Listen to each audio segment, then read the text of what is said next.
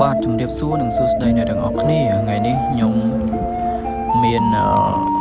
speaker មួយគ្រឿងដែល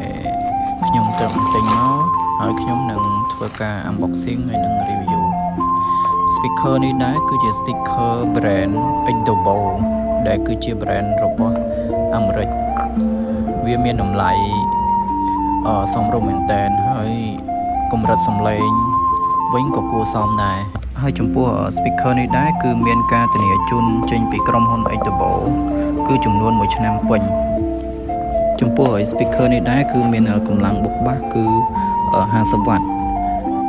ហើយចំណែកឯថាមពលថ្មវិញគឺកាន់បានចំនួន10ម៉ោងឬក៏8ម៉ោងតាមកម្រិតសំឡេងដែលយើងចាក់ខ្លាំងឬខ្សោយនោះហើយនឹងមានការធានាចេញពីក្រុមហ៊ុនហើយ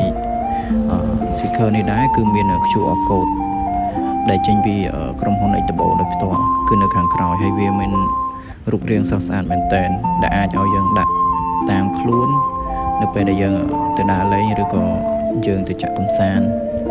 វាស្រួលព្រោះទូចហើយរូបរាងវាពិតជា classic មែនទែនហើយចំពោះកម្រិតសំឡេងហើយនឹងតម្លៃវាពិតជាសមរម្យមែនទែន